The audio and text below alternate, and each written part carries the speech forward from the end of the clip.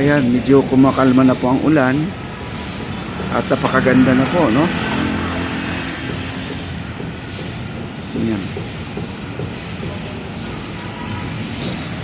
Ayan po, sa lakas po ng ulan, pumapasok na po yung tubig dito sa loob, no? Ganun talaga.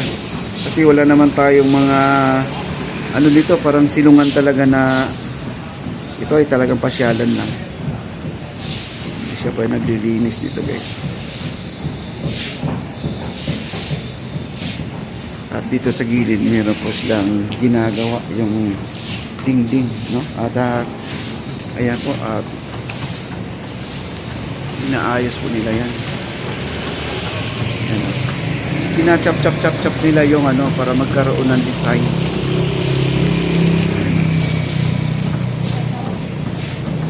Ganyan po ang kanilang structure dito, parang may kalumaan. Itong adobe nila, meron ding ano, parang nandito ka, parang buhay mayaman ka, guys, no? Napakaganda po ang kanilang adobe, oh. Yan po ang adobe nila, oh.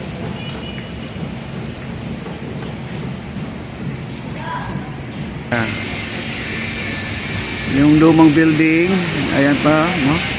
At parang nakaka-attract dito sa ating harapan kasi nakikita nila itong lumang building.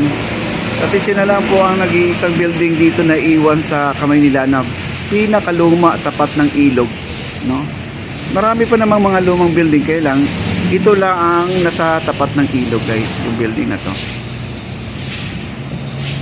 Ayan, ang ganda po na, guys, ang ating ilog. At ito, todo walis pa rin si kuya. Ayan, tinatanggalan po ng tubig, guys, kasi pag hindi tinanggal yung tubig baka may madulas, no?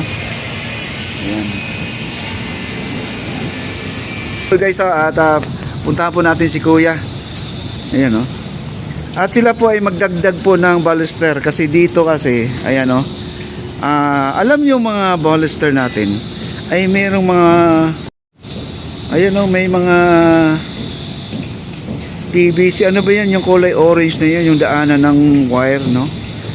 Kaya po nakikita yung malaking uwang na yan kasi itong malaking poste na to ay dyan po nila ilalagay. Ayan, no? Diba? Ayan po si kuya. At sabi ko nga, umuulan, eh wala daw siya magagawa. Talagang gagawin na yung dapat gawin, no? Trabaho to the max pa rin sila dito sa kanilang trabaho. Kahit na umulan, pero wala na pong ulan, medyo ano na lang to, hindi na lumalakas, medyo ambon na lang po. Ayan, ay yung mga namamasyal, nandun lang po sila, nakatambay lang muna sila kasi mababasa po talaga sila doon. Ayan po, siya po ay tuloy po ang kanyang ginagawa dito. Ayan, ito yung kinuna natin kanina, sabi ko sa malayo, kahit na umulan at trabaho pa rin sila. Sinisimplihan na lang po nila yung ulan kasi ang ulan medyo ambon-ambon na lang to, pero kahit na ambon, mga kaibigan, syempre ingatan pa rin natin ang ating katawan. Ayan, may dalawa po mga baluster dito na ilalagay din nila, no? Ito yung poste na isusuksok po nila yan, kaya hindi po talaga maayos pag hindi sila gagalaw ngayon, kahit na umuulan. Kaya trabaho to the max pa rin. Itong dalawang baluster na to ay ilalagay nila dyan sa tinanggalan niya ng bakal ngayon. Ayan po, no? At dito, hindi lang tayo pumapasok dyan, guys, kasi syempre private din yan, no? May gumagawa. Tuloy pa rin ang kanilang trabaho. Ayan, dito sa loob medyo ano na to, halos kompleto na pala tong loob, mga kaibigan. Halos kompleto na pala itong loob.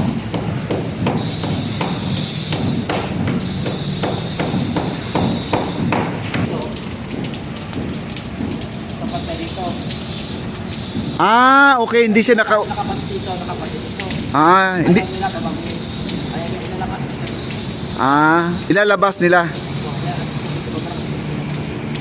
Ganun. Bali pantay lang siya dito sa loob. Sa labas nakausli. Ayan, guys, alam na po natin, ayan, pinaliwanag na po ni sir. Kaya po nakalabas lahat ang mga poste na yan kasi dapat itong gilid ng ating nasa loob mismo pantay doon sa corner ng ng ating baluster na yan. Kailangan ang nakausli doon lang sa labas, hindi nakapasok. Kailangan pantay siya, kaya pala tinanggal nila yan. Oo. Ayan. Pero kunti na lang po ito guys, kasi mamaya mga ilang araw na lang baka ito ipapasok na nila. Sabay-sabay po yan gagawin nila, kasi hanggang doon sa dulo nakalabas lahat ang mga lamppost natin, yung lamppost, no, nakalabas. Kaya pala na nakikita, napapansin po natin ay wala pa sa form, wala pa sa position, nandito lang pa sila sa labas. Kasi ang gusto ng architect na pantay dito sa loob, sa labas nakausli, kasi mas malapad siya kaysa dito sa mga baluster na nakahilera dito, no? Kumbaga ang lapad niya ay 8, ang baluster natin ay 4, ang 4 nakalabas, no? Parang ganun yan. Okay? At ito nga, sinisilsil pa nila yung iba, no? Medyo malaki ang trabaho pa, no? Pero maganda naman po ang naisip nila, dahil ito para lahat ng mga namamasyal, mamaya sa sobrang saya mo, lakad ang lakad, baka mauntog ka sa corner ng lamppost na yan, yung pinaka base niya, dapat ipantay mo sa baluster. O baka maano ka ba, no? Masagi mo.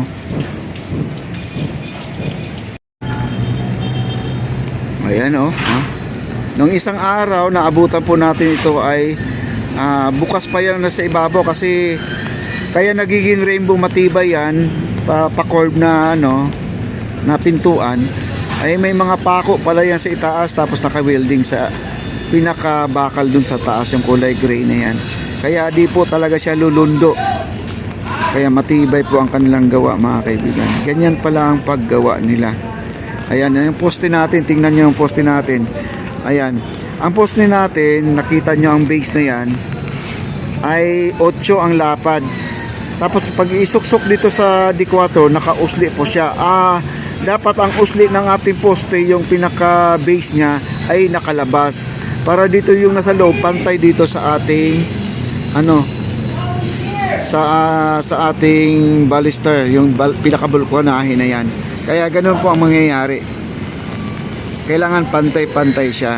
Kaya pala inulit po nila, kahit na sabihin po natin na wala namang ginastos na Ayan. Ayan, kilala na po niya ako dito, kasi hindi lang tayo paminsan-minsan, kundi madalas po tayo dito nag-update. Ayan po, yun pong kanilang ginagawa ngayon, guys. Ayan. Sila ay nasa taas na po. Naglalagay po sila ng hollow blocks at inaayos yung yung harang na yan. Mamaya magpi-finishing na po sila, at yun po ang pinaka-maselan po na trabaho, yung finishing. Pero pag sila ay magtatrabaho dyan, ay sanay na po yan. Ayan na. At naglagay na sila ng konting butas dito, para dito na lang po sila lumulusot. At yung mga dinideliver ng mga simento, yan na lang po binabagsak, no? At ito, may naghahakot ng hollow blocks. Ayan. Okay, yan po ang kanyang ginagawa. Rain or shine po yung iba. Ayan, lakas pa rin ang ulan natin, guys, oh. Ang kalangitan natin ay wala pang liwanag na nakikita. Ayan. Ayan, shout out po ang ating mga kawani dito, guys. Ayan, ang dami po nila, napaka-busy. Ayan, at sila po ay safe na safe po sa ulan, mga kaibigan. Nasa loob lang po sila. Ngayon ay nagpapa-shout out po sila sa kanilang ginagawa dito, guys. Okay? Ayan po, yung isa ay nagpuputol ng bakal, at doon na pa ay nagpapatong ng mga semento.